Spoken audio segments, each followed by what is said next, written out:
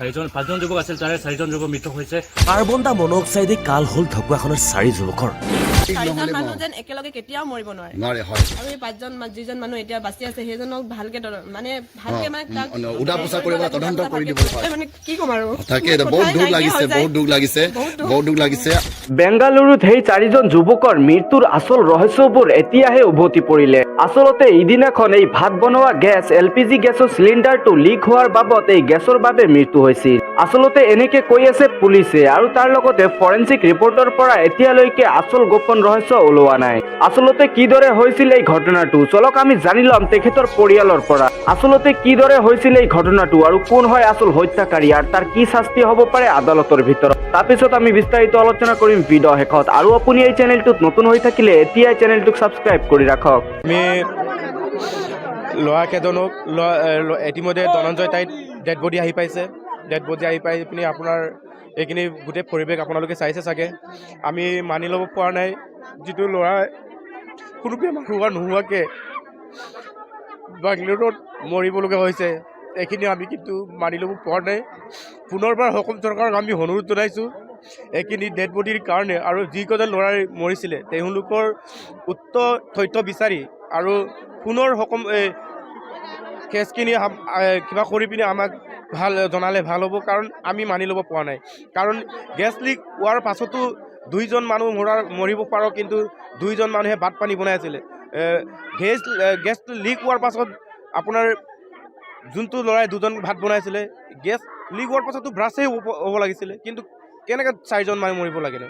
এইখিনি আমি সম্পূৰ্ণ এইটো বিশ্বাস কৰিব পৰা নাই আৰু গতিকে অসম চৰকাৰক বিনম্ৰ অনুৰোধ জনাইছোঁ এই কেছটো লৈ তদন্ত কৰিব লাগে আৰু লাগিলে আমি উচ্চ ন্যায়ালয়ত আমি যাম আৰু উচ্চ ন্যায়ালয়ত আমি এইখিনি কেছ পুনৰবাৰ আমি তদন্ত কৰিবলৈ আমি আহ্বান জনাম। 30 তাৰিখে আমাৰ খবৰ অনুযায়ী সামাজিক মাধ্যমত বিভিন্ন ধৰণৰ আমি খবৰ পাইছোঁ, কিন্তু কালি আমি তাতে থকা আমাৰ TMPK লগতে বেংগালুৰু মিচিং ছ'চাইটি তেওঁলোকৰ পৰা জনামতে তাতে যিখিনি ৰিপৰ্ট আহিছে কোনো ধৰণৰ তেতিয়া তাত আপোনাৰ গেছ ব্লাষ্ট বা তেনেকৈ গেছৰ প্ৰব্লেম নাই প্ৰথম কথা। আৰু তাত যিখিনি ৰিপৰ্ট আহিছে আমাক জনোৱা মতে তাত কি হৈছে কেমিকেল ৰিয়েকশ্যন বুলি কৈছে। বৰ্তমান সম্পূৰ্ণ তথ্য এতিয়ালৈকে আমাৰ হাতত পোৱাগৈ নাই আৰু 10-15 দিনমান লাগিব। তাৰপাছত আমাৰ তেওঁলোকে বেংগালুৰু চৰকাৰে আমাক অসম চৰকাৰৰ যোগেদি আমাক দিবগৈ বুলি আমাক জনাইছে। আপোনালোকে এনে কি বুলি সন্দেহ কৰে? আমি এতিয়া চাওক, আমি সন্দেহ কৰা পৰিয়ালবৰ্গ হৈ আমি বিভিন্ন ধৰণৰ আমি সন্দেহ কৰিব পাৰোঁ, কিন্তু আমি সঁচা তথ্য যদি জানিবলৈ হ'লে তাত তথ্যখিনি আমি নোপোৱালৈকে আমি ক'ব এতিয়া নোৱাৰোঁ। কিন্তু এতিয়া আমাৰ মিচিং সমাজ যেনেকৈ আমাৰ ৰীতি নীতি থাকে সেইখিনি আমাৰ পৰম্পৰাগত লৈ আমি ইতিমধ্যে লৈ গৈছে। এতিয়া অকলে জ্ঞাত যেন আমাৰ লখিমপুৰৰে 4জন যুৱক বেংগলুৰুত কৰ্মসূত্ৰে কাম কৰিবলৈ গৈছিল আৰু তেখেতলোকসকলে নিজৰ কোঠাত মৃত্যুবৰণ কৰিবলগীয়া হৈছিল। আমি অকলে এতিয়া নিউজে কাগজে পত্ৰ আমি দেখিবলৈ পোৱা গৈছে। যোৱাকালি তেখেতলোকসকলৰ মৃতদেহ নশ্বৰদেহ ইতিমধ্যে পৰিয়ালসকলক গঠাই দিছেগৈ। গতিকে আমি পৰিয়ালসকলক কিছু কথা আমি জানিবলৈ চেষ্টা কৰিছোঁ যেন কেনেদৰে এইখন নশ্বৰদেহ আৰু মৃতদেহ তেখেতলোকৰ চোতালত আহিবলৈ অক্ষম হৈছে। মই বহু কেইজনৰ পৰা তেখেতলোকসকলৰ পৰা আমি জানিবলৈ চেষ্টা কৰিলোঁ। আপুনি কি ক'ব খোজে যে 24 ঘণ্টাৰ ভিতৰতে নশ্বৰদেহসমূহ ইতিমধ্যে নিজৰ ঘৰত আহি পাইছে, গতিকে আপুনি কি ক'ব খোজে? হয়, আমি অসম চৰকাৰ তথা মুখ্যমন্ত্ৰী আৰু পুলিচ প্ৰশাসনক আমি ধন্যবাদ জনাইছোঁ, যিহেতু 24 ঘণ্টাৰ ভিতৰত বহিৰাজ্যত আমাৰ বেংগলোৰত 4জনকৈ যুৱক মৃতদেহ ঘৰত আহি আমাক চঞ্জাই দিয়াৰ বাবে। আৰু এই আঁচনিৰ জৰিয়তে যথেষ্ট আমি আমাৰ গাঁওবাসী বা আমাৰ সমাজ উপকৃত হৈছে। গতিকে আজি ইয়াৰ লগতে এইটো কৰি দিয়াৰ লগতে জয়ন্ত সিন্ধে বা যি 4জন যুৱকৰ মৃত্যু হৈছে তেওঁলোকৰ ঘৰত এককালীন আহাৰ্যৰ ব্যৱস্থা কৰিব লাগে বুলি মই অসম চৰকাৰক দাবী জনাইছোঁ। হয়, আমি জ্ঞাত যে আমাৰ কৰ্মসূত্ৰে 5জন যুৱক আছিল, তাৰে 4জন যুৱক মৃত্যু হৈছে। এই 4জন যুৱক ইতিমধ্যে ইহঁতৰ পাৰ্থিৱ শৰীৰ আমাৰ গড়সমূহ 24 ঘণ্টাৰ ভিতৰত শ্ৰদ্ধাঞ্জলি আঁচনিৰ থ্ৰুদি আমাৰ গঠাই দিছে। এইকাৰণে আমি অসম চৰকাৰক ধন্যবাদ জ্ঞাপন কৰিছোঁ। লগতে কথাটো হ'ল যে 4জন যুৱক মানে 4টা পৰিয়াল, 4জন যুৱক মৃত হৈছে মানে 4টা পৰিয়াল ধ্বংস হৈছে। এই হিচাপত ঘৰসমূহ একদম পূৰা সমবেদনাত ভুগি পৰিছে। একদম আমি দুখৰ সমভাগী হৈছোঁ যদিও এই 4জন পৰিয়ালৰ ভৱিষ্যতৰ কাৰণে অসম চৰকাৰে আমাক কম্পেনচেশ্যন দিব লাগে।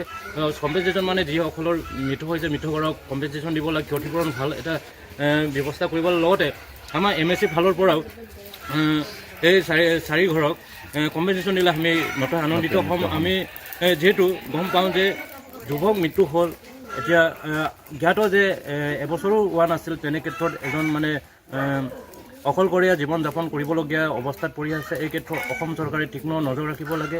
লগতে আমি জ্ঞাত যে 4জন যুৱক মৃত্যু হ'ল, তাত আমি ৰিপৰ্ট পাইছোঁ যে কাৰ্বন মনক্সাইডৰ দ্বাৰা ইহঁত মৃত্যু হৈছে। আমি যিহেতু আমি গম পাওঁ যে মনক্সাইডটো দি হয়তো 1 ছেকেণ্ড বা 1 মিনিটৰ ভিতৰত মানুহ মৰাটো আমি মানে বিশ্বাস ল'ব পৰা নাই।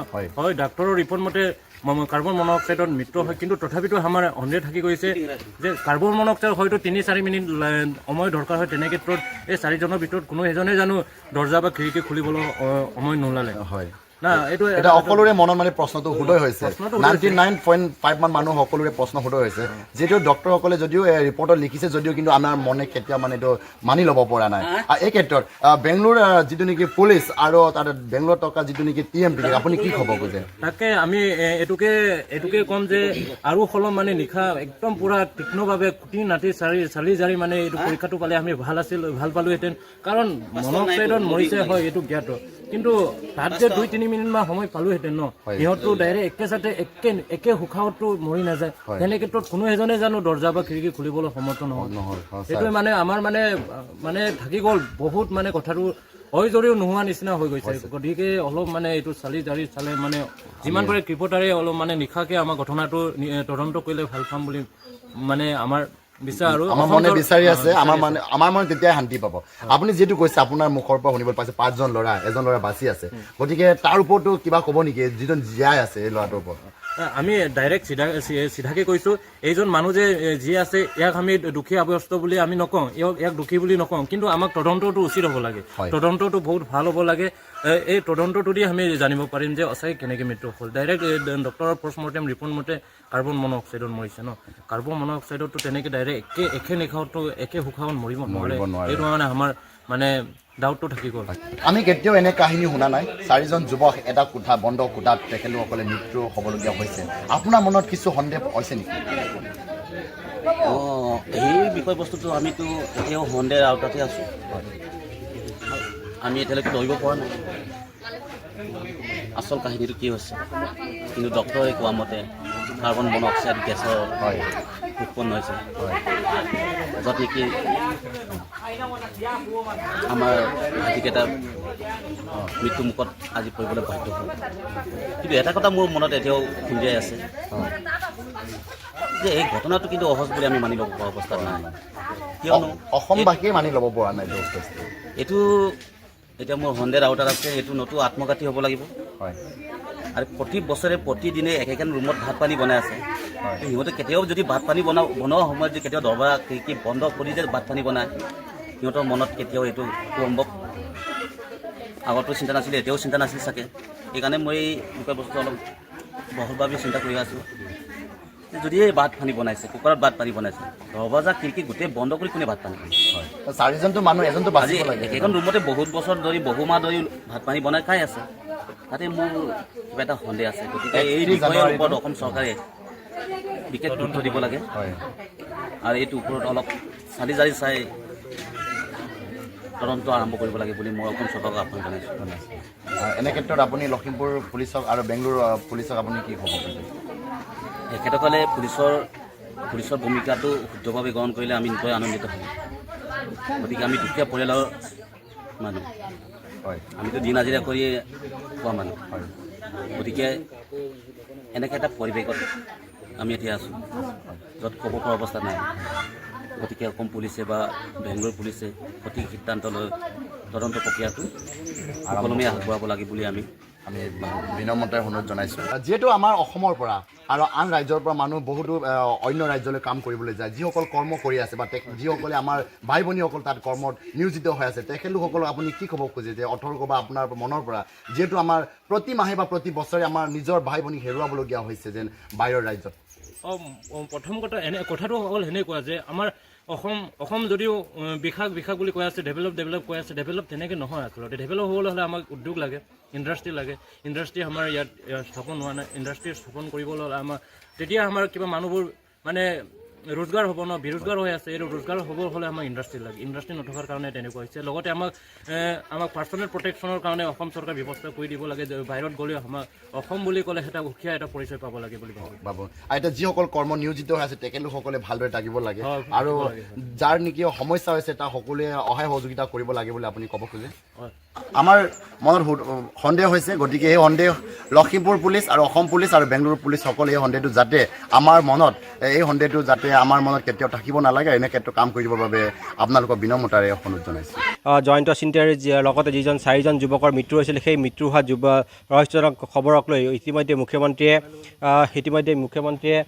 কৈছে যে গোটেই সমগ্ৰ বিষয়টো